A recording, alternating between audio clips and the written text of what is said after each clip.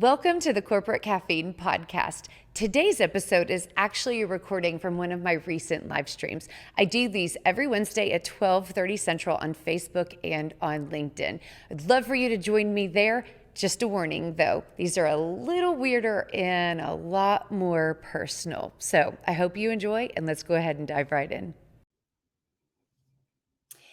Hey, you guys, Dacia here. I'm back for Corporate Caffeine, which is when I go live every Wednesday, usually at 12:30 Central. I'm a little late today. I was giving myself a little bit of grace about whether or not I was going to do a live stream today because my dad passed last week. Whew, hard to say that out loud. And but I decided it is time to get back in the saddle. And, this is about taking what you learn from a life and applying it to living, right? And so that's why I thought, you know what, we'll get on here. And if I get a little emotional, I'll go ahead and ask you guys for forgiveness on the front end, and hopefully I can maintain and not do anything quite so embarrassing. So, of course, thinking about my dad and his life and my relationship with him, and it has intersected with what I'm reading, not surprising. So plenty of scripture lately for sure. For those of you that dive into the Bible, Ecclesiastes specifically, which is a little challenging, but also exactly where I'm at, where the writer is asking, what's it all about, right? And the other thing that I'm reading right now is a book recommended by my business coach at Caffeine, Ken Stiles, and it's a book called Change Your Questions, Change Your Life. And really kind of an interesting collision of things in my heart and, what's influencing me right now. And it's really got me thinking about how do we make the choices that lead to significant legacy and, the outcome that you wanted. Like, how at the end of days, do you know that you really lived, your potential, and that you stepped into it, and that you made an impact, and that you loved well, and that you lived well? So I'm going to start with that answer first, kind of what I've seen and what I've experienced in the past week and a half. And then I'll reverse engineer that into, some of the thoughts that are coming into my mind, some of the questions from that thinking. So the first one is, how do you know you lived a great life? Well, in regards to what you left behind, one of the things that I can say is what I've seen in the past week and a half is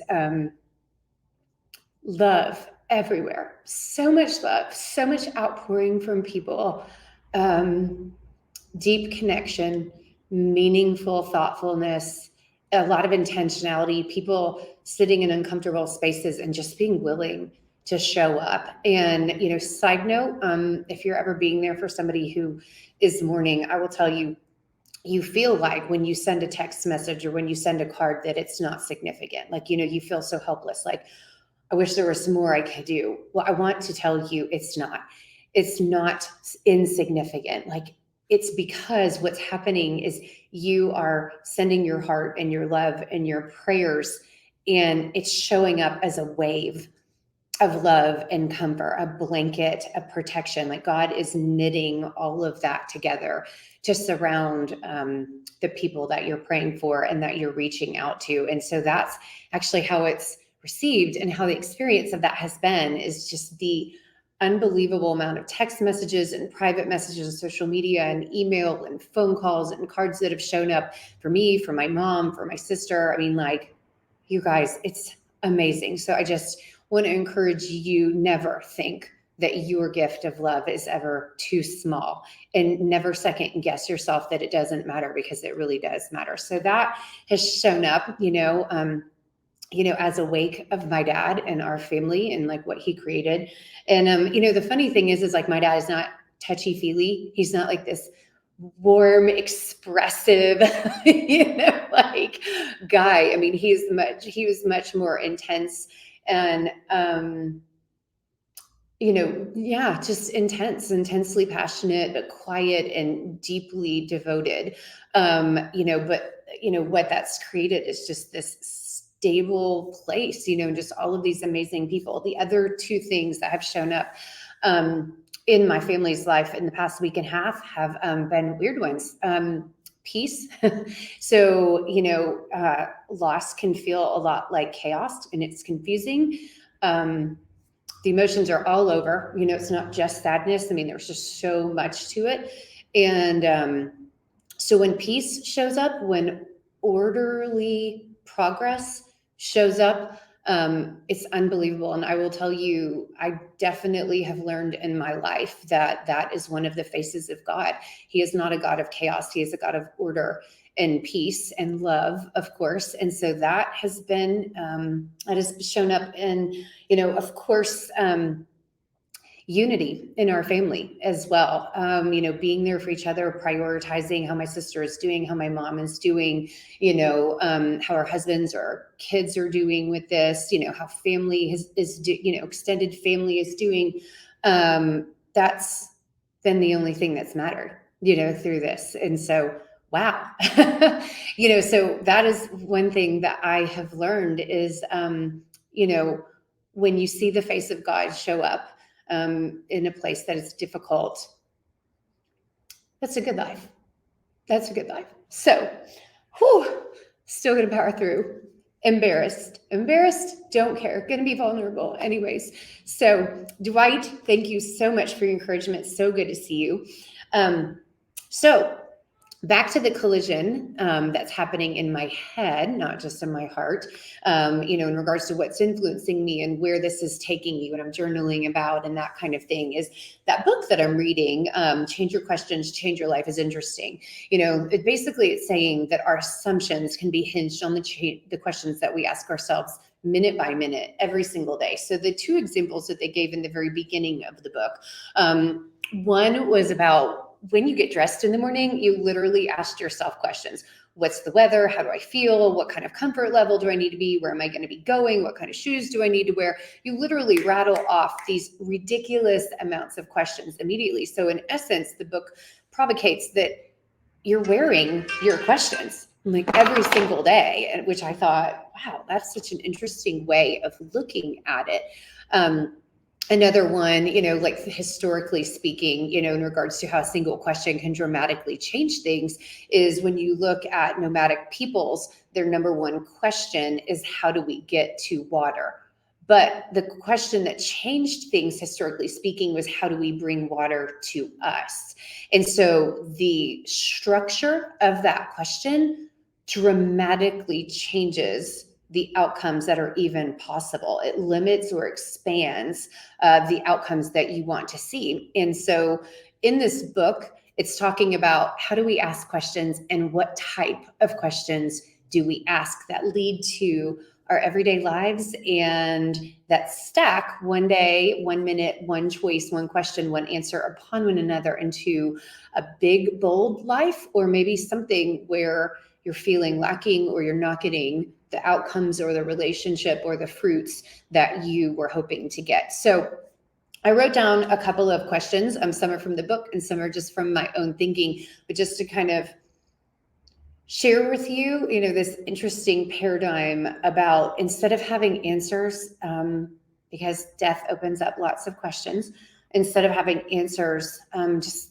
allowing space for questions and allowing growth to find the right questions, right? So on one side, one side is the limiting questions potentially, and one side is the potential questions, just my language. The book has its own, but I don't want to go down that rabbit hole right now. So one question would be, what do I want, right?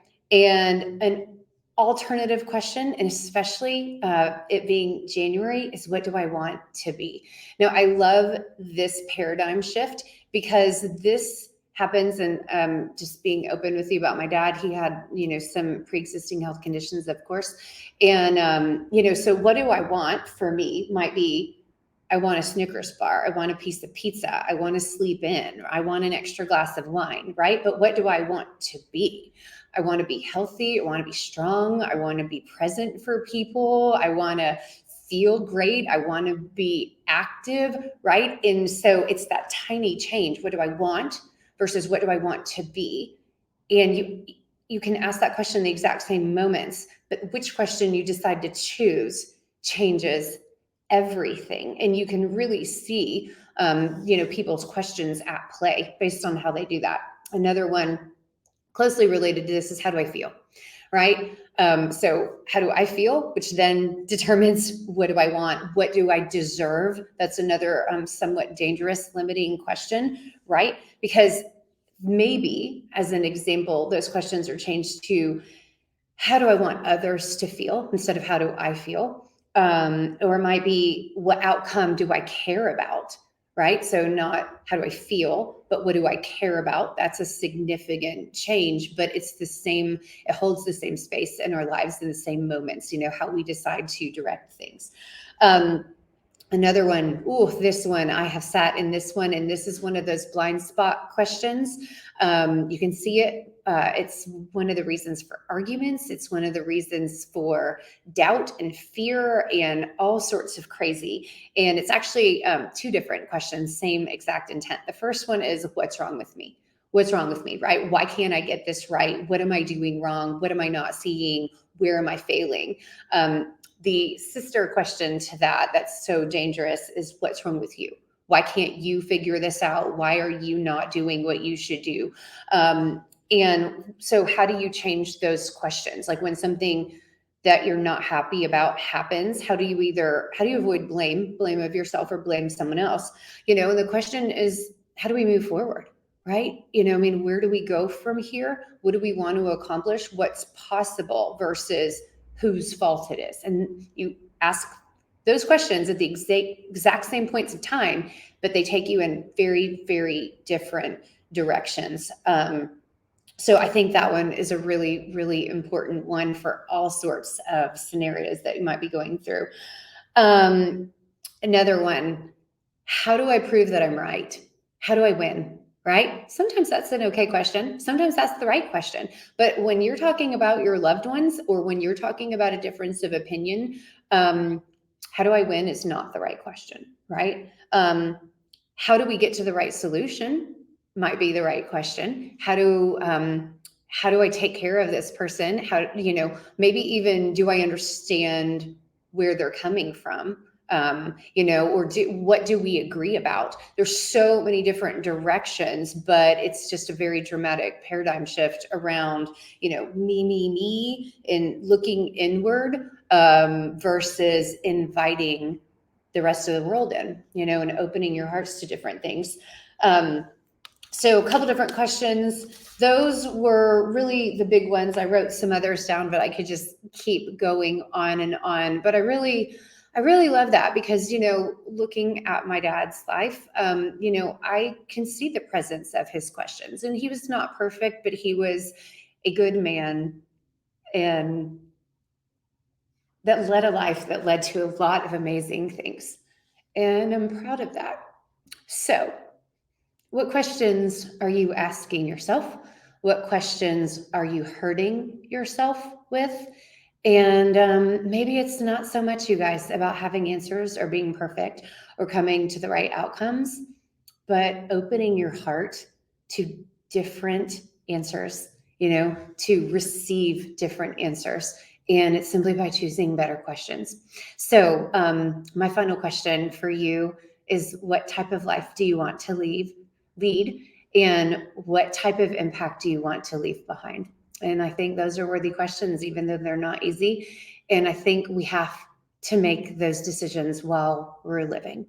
So, love to you all. Thank you guys so much for the encouragement. Some of you I know so closely, and some of you I've only met and corresponded with through social media. And I receive all of that love and support, because you guys are all a part of my tribe, and I am blown away at the immensity of God's love, and the capacity of the human heart for connections beyond boundaries, beyond physical limitations and geographies, beyond standards or beyond, similarities or differences. It's absolutely incredible. And it gives me so much optimism and so much encouragement. And it is the thing that turns grief into hope. And that is definitely how I want to live my life. So thank you so much for that gift that you guys have given me. So love to you all. Onward and upward.